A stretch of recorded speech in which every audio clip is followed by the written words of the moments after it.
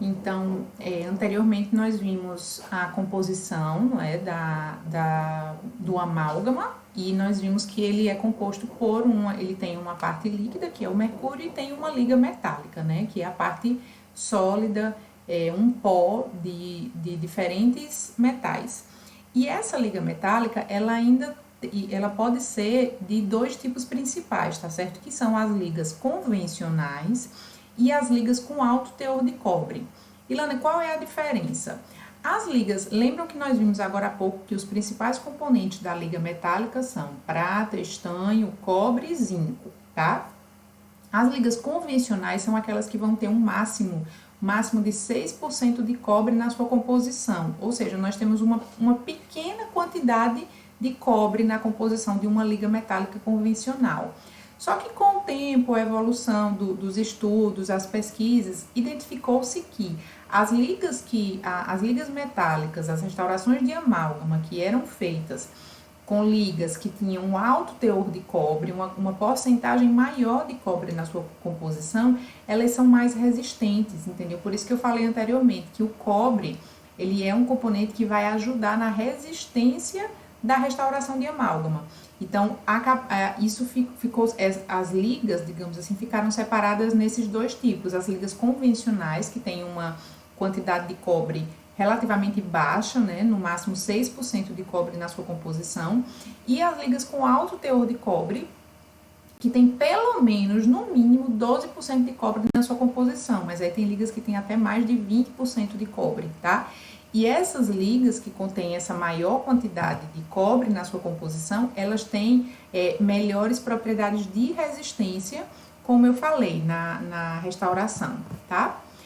Além do tipo de liga, né, com relação a essa quantidade de cobre, a liga metálica ela também pode ser classificada quanto ao formato das partículas da liga metálica, tá? Então, nós temos as ligas metálicas que são num formato que tem um aspecto de limalha, um aspecto esferoidal e um aspecto disperso, tá? Nós vamos ver que é a mistura da limalha com a esferoidal. Então, o que é a limalha? A liga que é classificada como limalha.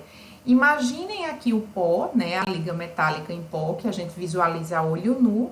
Quando esse pó ele é analisado microscopicamente, olha só como é que é esse pó, tá? Ele tem ali os metais, digamos assim, né? Eles têm esse formato irregular, tá?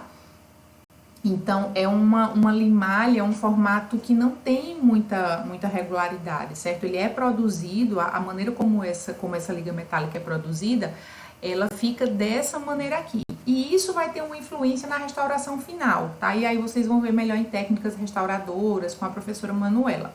Mas por enquanto, o que é importante entender? Que as ligas metálicas, elas podem ser classificadas quanto ao formato das partículas. E quanto ao formato das partículas, elas podem ser no formato de limalha, que é esse aqui, que tem uma superfície irregular. Pode ser um formato esferoidal, ó. Então aqui nós temos a liga metálica já num formato arredondado, esférico, tá? Então esse pozinho aqui, analisado microscopicamente, vai ter essa característica aqui, esse formato de partículas, tá? E a liga dispersa, certo? Nós temos uma mistura de limalha com esferoidal, tá? Então, analisando microscopicamente essa liga aqui, olha, percebam que nós temos aqui, inclusive, tamanhos de partículas maiores, tamanhos menores, alguns arredondados, alguns alongados, tá? Alguns mais disformes, certo? Então, nós temos uma variedade, digamos assim, no formato das partículas na liga que é dispersa, tá?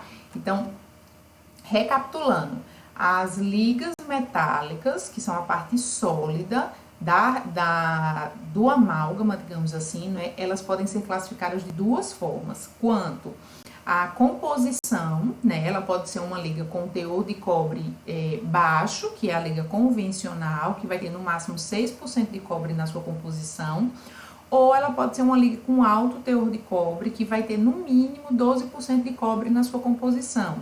Ilane, por que é importante saber, conhecer se a liga tem cobre ou não? porque o cobre é o material que vai dar mais resistência para a restauração final. Então, hoje em dia, as ligas com alto teor de cobre, elas são mais utilizadas, tá? Então, essa é uma classificação. A outra é a classificação da liga metálica quanto ao formato das partículas. Nós temos uma classificação uma classificação com 3 subtipos, tá?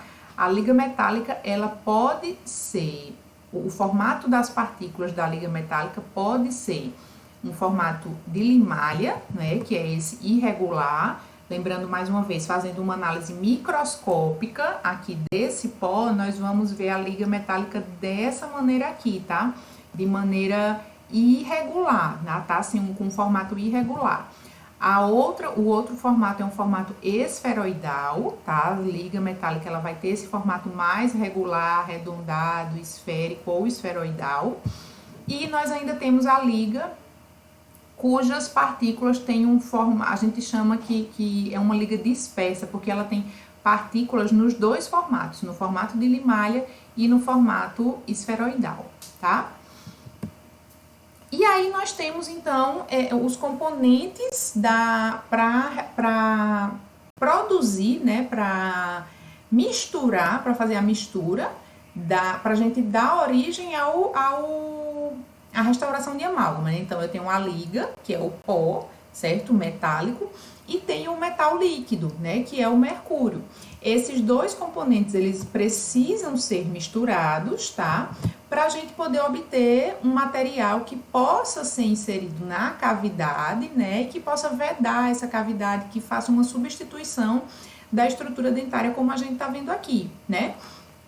E aí eu vou resgatar um pouco também das últimas aulas. Essa proporção, digamos assim, de pó e líquido, ela precisa ser uma proporção adequada, né? A gente não pode colocar pó a mais, a gente também não pode colocar líquido a mais, porque o material ele não vai chegar na sua consistência correta e, consequentemente, a restauração não vai dar certo. Então, para que a gente tenha um material que consiga ser um bom material aqui para vedar essa cavidade, essa mistura aqui do pó com o líquido, ela precisa ser uma mistura bem feita e precisa estar numa proporção correta, tá?